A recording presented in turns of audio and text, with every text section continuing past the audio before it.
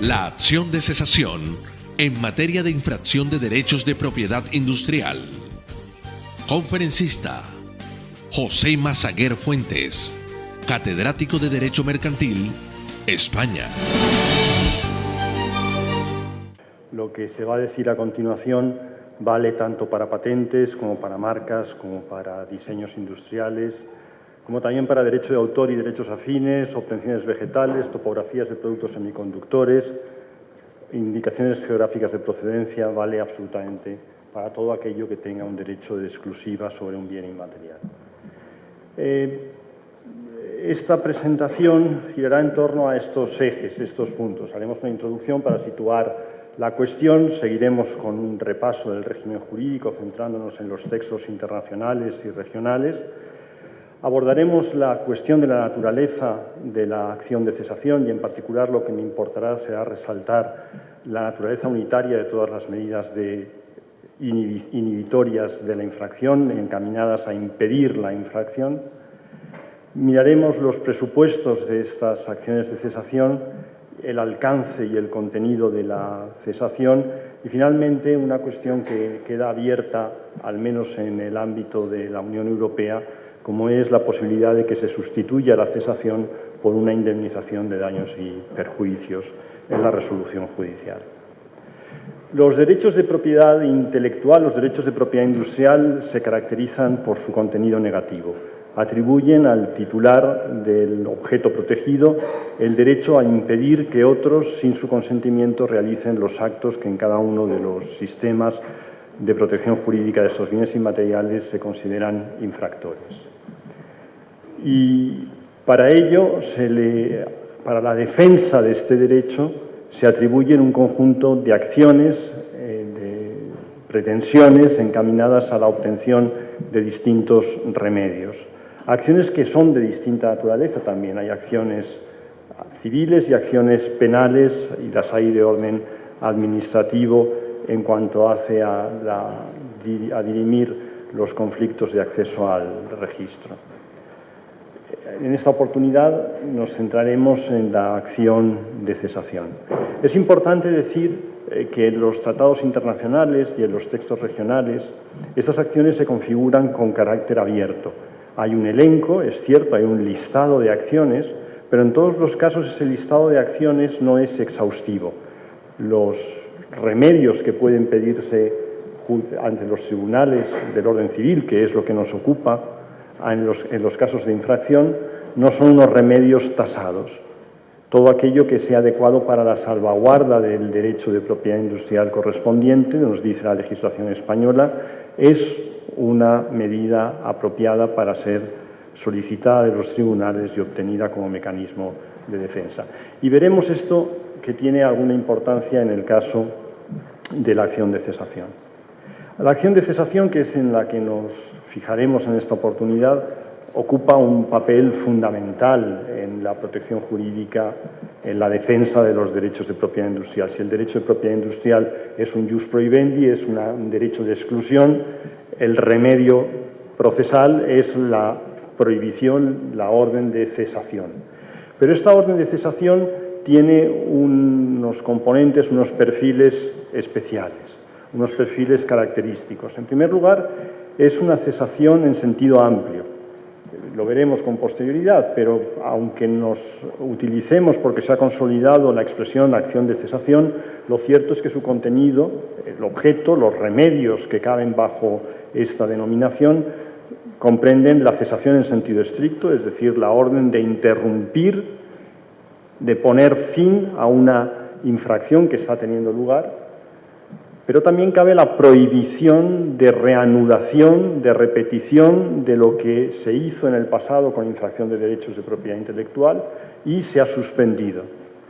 Y, finalmente, también se acoge dentro de la noción de acción de cesación la prohibición de iniciar el acto de explotación infractor que se ha preparado pero todavía no se ha puesto en práctica. Y hablo de una cesación reforzada porque se complementa con medidas que en la literatura legal comunitaria de la Unión Europea se califican de correctivas, que en España están más bien en el ámbito de la remoción o de la caracterización como acciones de remoción, que son medidas tendentes a evitar la repetición, la reanudación de la infracción. La infracción genera un estado de cosas o la preparación genera un estado de cosas que hace posible que, no obstante la orden de cesación, se vulnere con facilidad, se pueda reiterar esa infracción, y a eso van encaminadas estas medidas, a impedir esa reanudación o esa continuidad de la infracción. Y hablo también de una cesación reforzada porque en el ámbito de la Unión Europea esa cesación no solo se reconoce frente al autor del acto de infracción, frente a quien realiza materialmente el acto de infracción o frente a quien por cuenta de otro realiza el acto de infracción o frente a aquel que ordena a otro realizar el acto de infracción. También se dirigen contra los proveedores de servicios de intermediación, aquellos terceros que no realizan actos de infracción ellos mismos, pero ponen medios para que otro realice esos actos de infracción. Estamos en el ámbito característico de los motores de búsqueda de Internet, por ejemplo, o estamos en el ámbito también característico de los servicios de almacenamiento en Internet o de los servicios de memoria caché o de acceso en Internet. Pero no solamente en este ámbito. Hay una sentencia reciente del Tribunal de Justicia en la que se condena, utilizando, se reconoce, no se condena, aquí me he exagerado un poquito, se reconoce que esas medidas frente a los proveedores de servicios de intermediación también afectan al gestor propietario de un centro comercial en el que en uno de sus establecimientos se están realizando actos de infracción de marca. Por tanto, es una medida potentísima el extender la cesación a estos proveedores de servicios. Y finalmente, el último elemento de esta tutela reforzada o de esta cesación reforzada es, naturalmente, la tutela cautelar. Se pueden obtener órdenes de cesación, en ese sentido amplio que yo decía, no solamente con la sentencia sobre el fondo del asunto, sino al principio del procedimiento, con carácter provisional hasta que se dicta la sentencia sobre el fondo. Es, por lo tanto, una acción extraordinariamente potente, a la que de forma tradicional se ha asignado el papel principal en la defensa de los derechos de propiedad intelectual, entendidos como están o como son como derechos de exclusión. Es lo que permite la realización práctica de esa exclusión en los casos de colisión, en los casos de infracción. Ocupa, evidentemente, un papel fundamental en los tratados internacionales. En el artículo 44 del Acuerdo sobre los ADPIC se dice, y es importante reparar en ello, que las autoridades judiciales estarán facultadas para ordenar a una parte que desista de una infracción.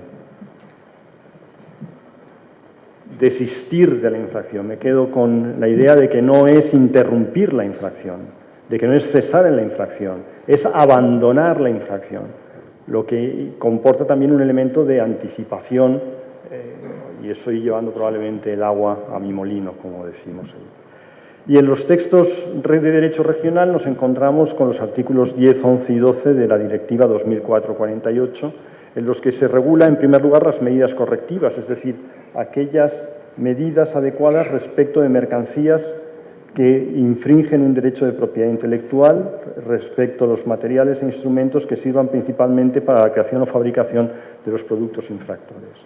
Aquí son esas medidas de tutela reforzada tendentes a la evitación de la continuidad de la infracción.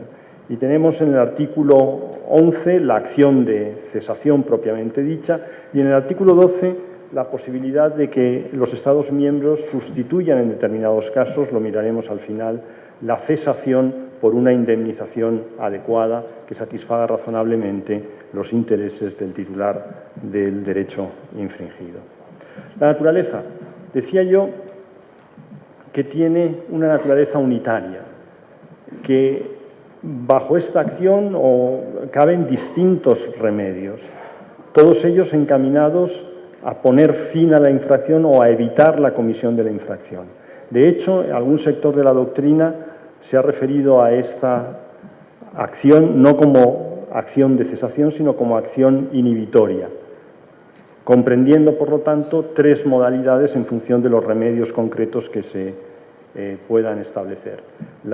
Como decía antes, orden de interrumpir, de cesar en sentido estricto en la infracción que se está realizando actualmente, la orden de prohibición de realizar el acto de infracción que se ha preparado pero todavía no se ha puesto en práctica, y la orden de prohibición o la prohibición de reanudar el acto de infracción que se realizó en el pasado y que por el motivo que fuere se ha interrumpido o se ha suspendido provisionalmente, como veremos, es decir, sin que haya desaparecido el riesgo de cesación.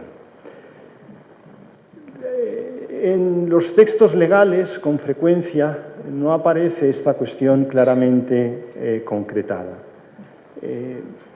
Por ejemplo, en el artículo que antes apuntaba, 241 de la decisión número 486 de la Comunidad Andina, se hace referencia al cese de los actos que constituyen infracción. Se hace referencia a la prohibición de la importación o la exportación de productos o materiales o medios referidos en el literal anterior y la adopción de medidas necesarias para evitar la continuación o repetición de la infracción. Como vemos, se centra literalmente en cesar, que podríamos entender en sentido estricto, también en evitar la repetición, que podríamos ya verlo en un sentido amplio, y no hay referencia a la prohibición de iniciar un acto de infracción todavía no cometido, pero simplemente preparado. En el derecho español, y me refiero a él porque lo manejo mejor, pero lo podemos trasladar las categorías a cualquier ordenamiento. Ya vemos que este artículo 241 plantea ese problema de si cabe o no cabe la prohibición del acto preparado. Digo que en derecho español, hasta fecha reciente en que se modificó la ley de patentes, para todas las modalidades de propiedad industrial se preveía únicamente la acción de cesación del acto de infracción. No había referencia ni a la prohibición de realizar el acto preparado ni a la prohibición de reanudar el acto suspendido o interrumpido. Se discutió, por lo tanto, se debatió, en consecuencia, si teníamos acogida en nuestro ordenamiento una cesación en sentido amplio o no. Bueno, las cosas han venido a ser facilitadas por el legislador, que cuando modifica la ley de patentes, una de las novedades que incorpora es precisamente la extensión de la cesación a la prohibición del acto que todavía no ha sido puesto en práctica. Por lo tanto, en materia de patentes no hay duda. Pero en materia de marcas y diseños industriales la solución no ha sido la misma, se ha mantenido la redacción anterior. Hay, no obstante, buenas razones para entender que del eje data, en aplicación de las normas vigentes en materia de marcas y en materia de diseños industriales, rige, más allá de una concepción teórica o dogmática unitaria de la acción de cesación, este contenido amplio, este sentido amplio de la cesación. Esas razones son las siguientes. En primer lugar, cuando se formulan con carácter general, se formulan las acciones, yo decía antes, las medidas de salvaguarda que sean necesarias. Los titulares pueden pedir de los tribunales las medidas de salvaguarda que sean necesarias. Por lo tanto, estamos ante un catálogo abierto. La lista que viene a continuación, porque se dice, y en particular las siguientes.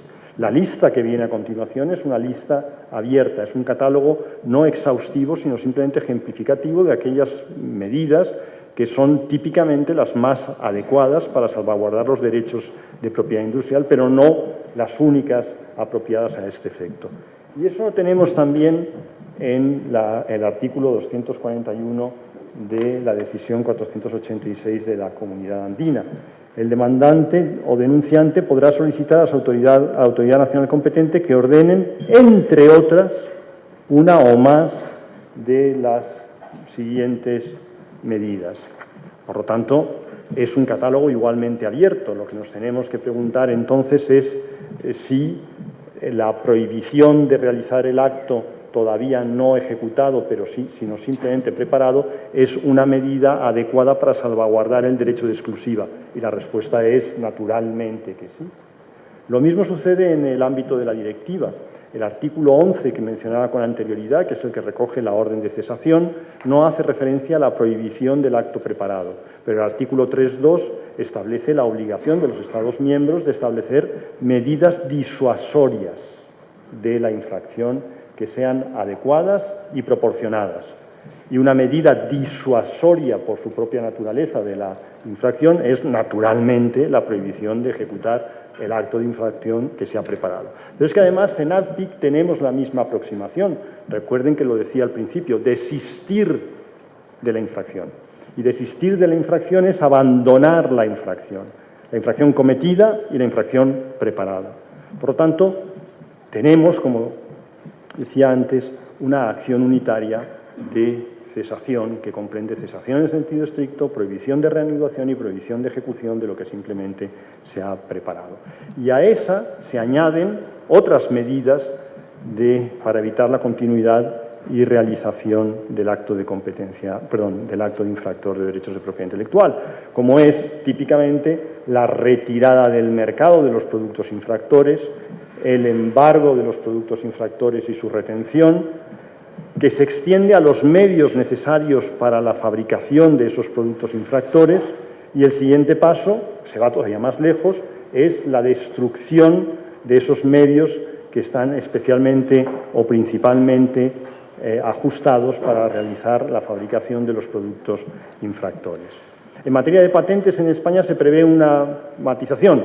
Como las medidas tienen que ser proporcionadas, la destrucción de un medio encaminado a la fabricación de un producto infractor puede ser desproporcionada cuando ese medio admite otros usos, y lo que se permite es la transformación, la modificación del medio, de una maquinaria, de un molde, de una herramienta, por ejemplo, o la retirada de las marcas de los envases sin destrucción del envase, porque esto es posible, o la eliminación del producto final de aquella circunstancia, de aquel elemento que determina que sea infractor.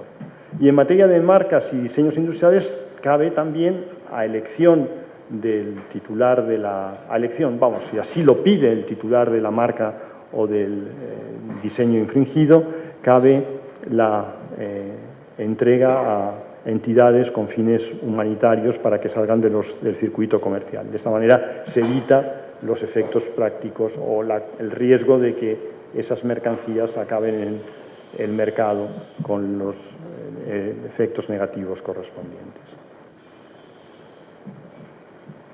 Los presupuestos de esta acción. Los presupuestos son, evidentemente, la antijuricidad y común a todos el riesgo de infracción. La antijuricidad es la vulneración del derecho de propiedad industrial, no merece la pena detenerse en ello. El riesgo de infracción. Lo primero que hay que ver es que se trata de un presupuesto común a todas las modalidades de cesación. Hay un riesgo de infracción en la continuidad del acto que se está cometiendo, hay un riesgo de infracción en la puesta en marcha de la actividad infractora o en la reanudación de la actividad infractora. Es, por lo tanto, la sola probabilidad de que se realice la infracción lo que es suficiente y tiene una validez general. Este riesgo de infracción es muy fácil de apreciar cuando se ha cometido la infracción. La propia infracción genera el riesgo de continuidad en la actividad, salvo que concurran supuestos excepcionales, y lo extiende a los actos de explotación relacionados y que ocupan un lugar posterior en la cadena fabricación, importación, distribución. Por lo tanto, si tenemos a un fabricante, no solamente le podremos impedir a un fabricante que ha fabricado pero no ha vendido, a un importador que ha importado pero no ha distribuido, le podremos impedir no solamente, o existirá riesgo de infracción no solo en relación con la fabricación, sino con los actos siguientes de explotación en la cadena comercial, producción, distribución. También existe ese riesgo de puesta en el comercio, de ofrecimiento y, en su caso, de utilización. Podremos apreciar la existencia de ese riesgo en relación con todos los actos relacionados. ¿Cuándo desaparece el riesgo de infracción? En el caso de que se haya cometido ya el acto. Si podemos partir de la base de que continuará, ¿cuándo excepcionalmente podríamos pensar continúa. Pues desde mi punto de vista solamente en un supuesto, y es que haya habido un compromiso firme e incondicional a suspender la infracción, el acto infractor, la conducta infractora. Cuando haya habido un compromiso en firme, de tal manera que el incumplimiento de ese compromiso determine propiamente el incumplimiento de una obligación jurídica asumida frente al titular que requirió o al que se dirigió el requerimiento. E incondicional quiere decir no sometido a ninguna circunstancia. En este caso podríamos pensar que ha desaparecido el riesgo de infracción a pesar de la realización de la acción ilícita con anterioridad. Pero ¿cómo valoramos esto en el caso de que no haya sido todavía puesto en práctica el acto de infracción o haya sido suspendido o interrumpido? También tenemos la misma noción, riesgo de infracción. Y aquí conviene manejarse con algún cuidado, porque lo que no podemos hacer es acciones preventivas, como creo que existe la posibilidad, que no la probabilidad, la posibilidad de que este competidor explote esta tecnología que tengo patentada o utilice una marca que es próxima a la mía, ad cautelam, ejercito la acción de cesación en su modalidad de prohibición. No, eso no cabe. Tiene que haber una probabilidad fundada. ¿Cuáles son los elementos que justifican esa probabilidad? A mi modo de ver, dos. Uno, que se hayan realizado preparativos que permitan técnicamente, que permitan fácticamente cometer el acto de explotación infractor. En breve. Y en segundo lugar, que el sujeto que ha realizado esos actos, esos preparativos, esté dispuesto a ponerlos en práctica y realizar la actividad infractora. De tal manera que sin intervención del juzgado, sin intervención de los tribunales o de los organismos administrativos encargados de administrar este tipo de procedimientos, el demandado, el tercero, ejecutaría el acto de infracción. Es un juicio de probabilidades, no tenemos certeza. El Tribunal Supremo decía que la mente del demandado o demandante es un arcano que solo Dios y él mismo conoce. Pues evidentemente esto también vale para este caso, pero tenemos que hacer un juicio probabilístico. Bueno, los preparativos es una cuestión fáctica. Si pensamos en medicamentos u otros productos cuya puesta en el comercio requiere que con carácter previo se obtengan autorizaciones de comercialización, pues ya sabemos que si obtiene la autorización de comercialización es porque está preparando esos actos y habrá un momento cuando la tiene concedida y tiene el precio aprobado en el que habrá completado esos preparativos y solamente le quedará ponerlo en práctica. Y esos preparativos indican con claridad que está en condiciones de. ¿Pero basta esto? No. Dos cosas. En primer lugar, y refiriéndome siempre a los preparativos, claro, estos preparativos podrían estar amparados por alguna disposición legal, en cuyo caso, simplemente es ejecución de una facultad o de un espacio de actuación permitido legalmente y por sí mismo, evidentemente, no constituyen infracción. En otros casos pueden constituir infracción. Y en segundo lugar, se requiere estar dispuesto a, no solamente estar preparado para, sino en disposición de. ¿Cómo lo sabemos? Pues tenemos que interrogar al ánimo del sujeto. Pueden hablar los hechos por sí mismos. Puede ocurrir que tengamos información confidencial ganada con investigación a través de un perito, de un investigador privado, o ganada a través de diligencias de comprobación que nos indican que efectivamente tiene esos planes, están en marcha esos planes y están en una ejecución regular de esos planes. Pero fundamentalmente lo que hablan son los requerimientos, es su contestación al requerimiento. Una vez que se tiene noticia de esos preparativos, conviene requerir y está la contestación del requerimiento. Y todo lo que no sea una aceptación clara, firme y no condicional del requerimiento de cese, a mi juicio, determina la existencia de ese estar dispuesto a infringir.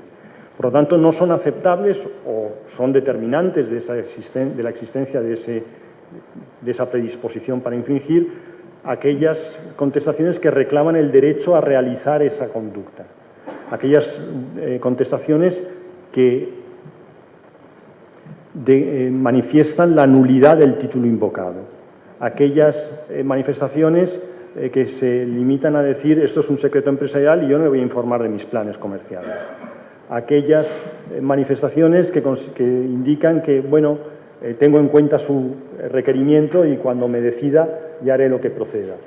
Y ese tipo de respuestas vagas. A mi juicio, esto determina la existencia de ese riesgo de infracción.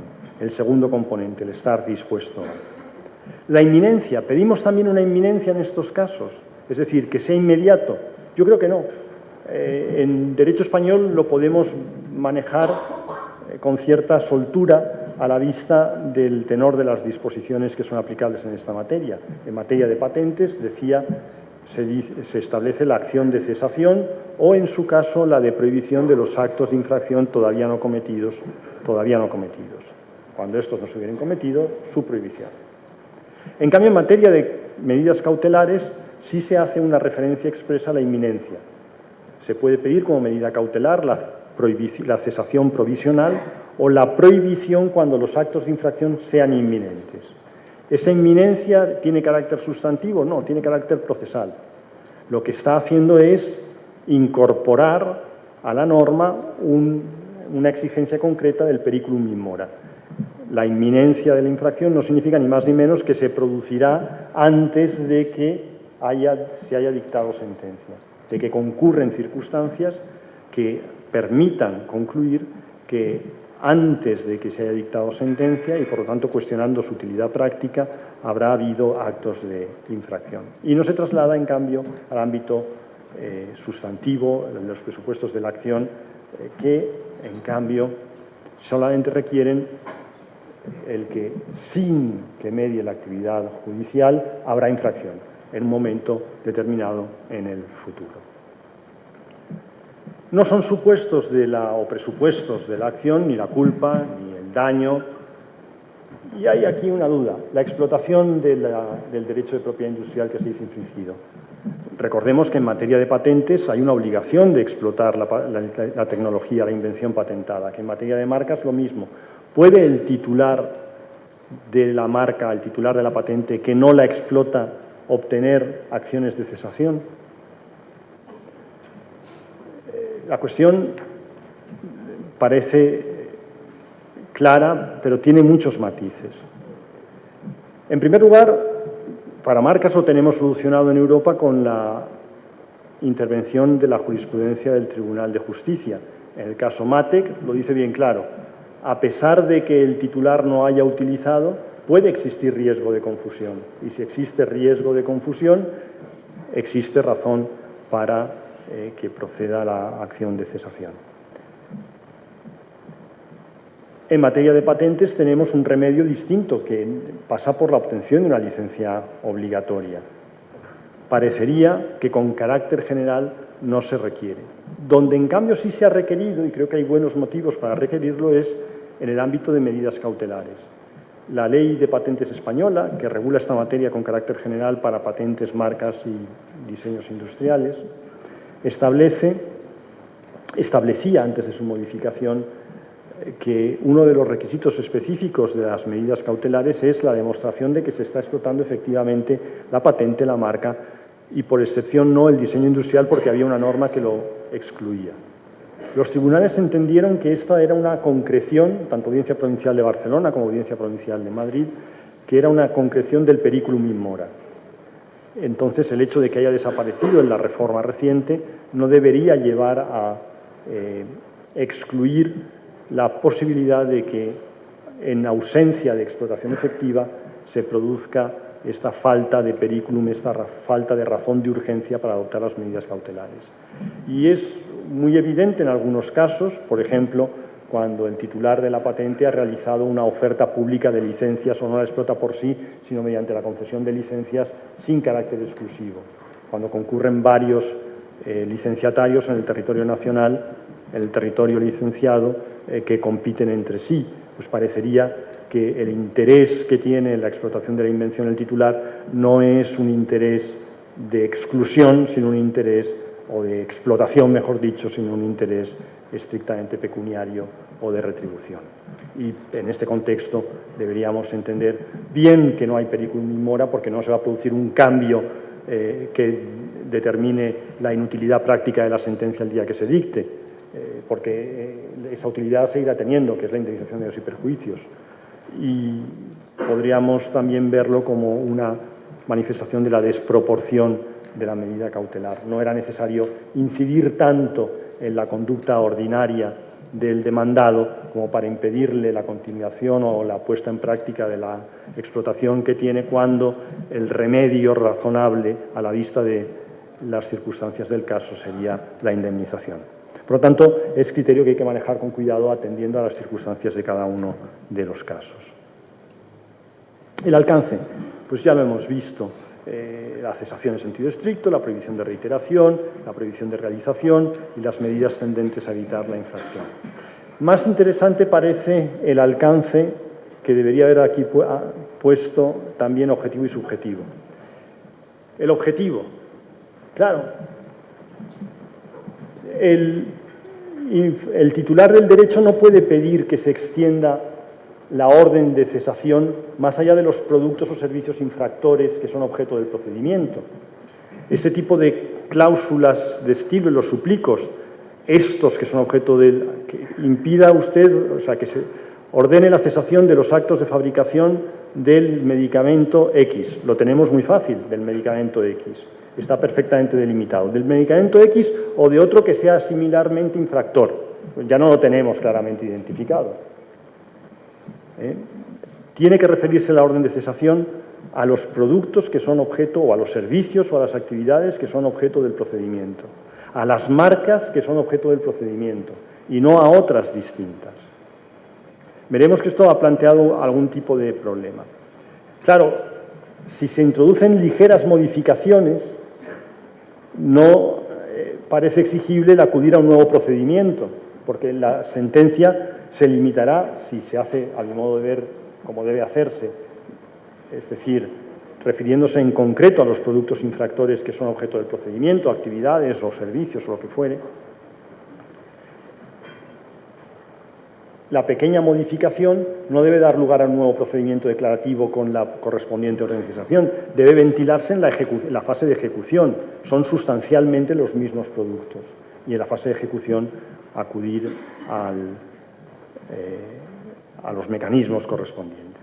Subjetivo, pues ya sabemos que se dirige al demandado, pero y sabemos que ese demandado puede ser el autor material o la persona por cuya cuenta se ejecuta el acto infractor, pero que también puede ser un prestador de servicios, también puede ser el almacenista cuando el almacenamiento no sea un acto infractor, también puede ser el que presta servicios de alojamiento en Internet, o también puede ser, como veíamos antes, el gestor del centro comercial. Y aquí es donde se ha planteado en la jurisprudencia del Tribunal de Justicia una cuestión muy interesante, como es, en relación con derecho de autor, como es el tipo de medidas que tiene que adoptar el prestador de servicios de intermediación para atender las órdenes de cesación. El Tribunal de Justicia ha reconocido que no tiene que referirse únicamente a los productos infractores identificados en la demanda, sino que también debe comprender la adopción de medidas que impidan nuevas infracciones. Bueno, y a continuación no ha dicho mucho más. Lo que ha empezado es a poner cautelas, hombre, siempre y cuando sean proporcionadas, siempre y cuando no limite la libertad de prestación de servicios, no limite la libertad de competencia, no limite la libertad de empresa, etcétera, etcétera.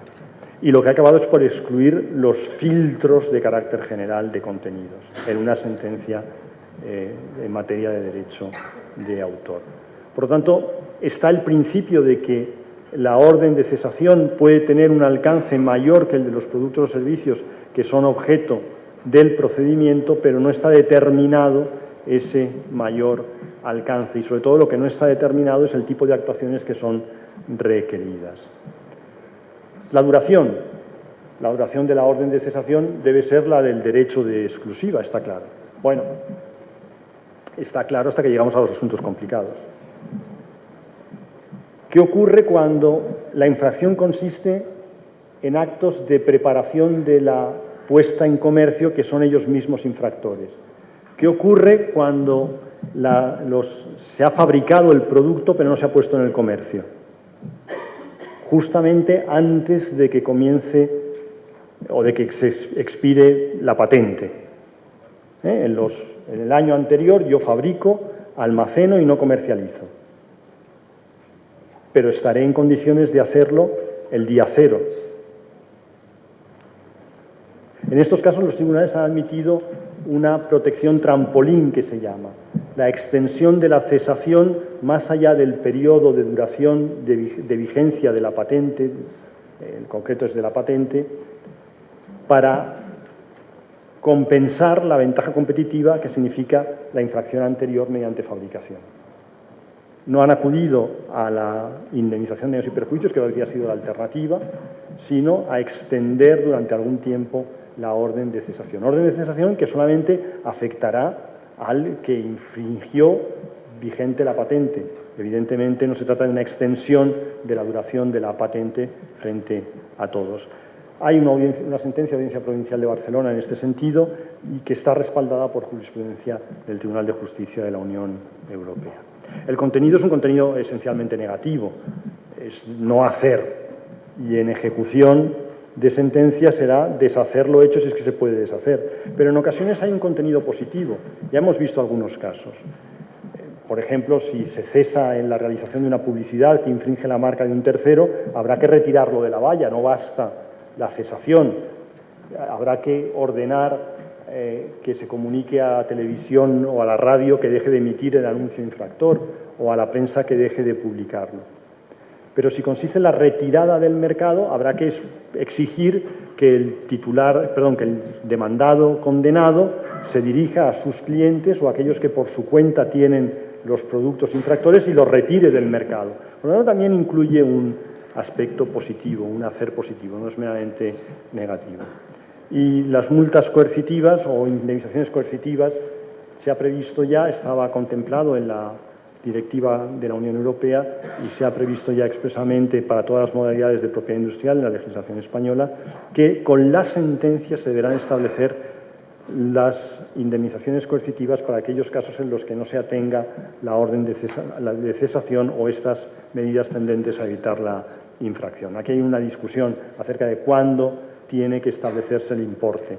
Los tribunales son reacios a establecer ese importe con la sentencia y prefieren dejarlo a la fase de ejecución de sentencia. Yo no veo razón para no hacerlo con la sentencia, teniendo en cuenta además que se trata de sanciones civiles, por lo tanto no están relacionadas con los daños y perjuicios efectivamente ocasionados. Esto no tiene nada que ver con compensación de daños y perjuicios. Esto es sanción civil, esto es una multa privada que beneficia al titular del derecho infringido. Y finalmente una brevísima consideración de esta posibilidad que abre la directiva que habilita a los Estados miembros a, en ciertos supuestos, sustituir la orden de cesación, sustituir la prohibición de realización del acto infractor por una indemnización de daños y perjuicios. Las condiciones son exigentes, inexistencia de dolo o culpa, lo que va a ser difícil desde el momento en el que hay un requerimiento. En segundo lugar, el perjuicio desproporcionado al infractor como consecuencia de la cesación. Pensemos en un producto extraordinariamente complejo y extraordinariamente valioso que tiene una pequeña pieza protegida mediante patente y que se está pidiendo que se retire ese producto. Pensemos en un aerogenerador, estos que van por las carreteras con 5 coches delante, 5 coches detrás y un camión enorme que no cabe, ¿no? Bueno, pues hay una pequeñita pieza, un pequeño muelle que está patentado. Bueno, hay que desmontar el aerogenerador. Este tipo de, estoy exagerando, pero es este tipo de perjuicio desproporcionado. Y luego que la indemnización de daños y perjuicios constituya una indemnización razonable.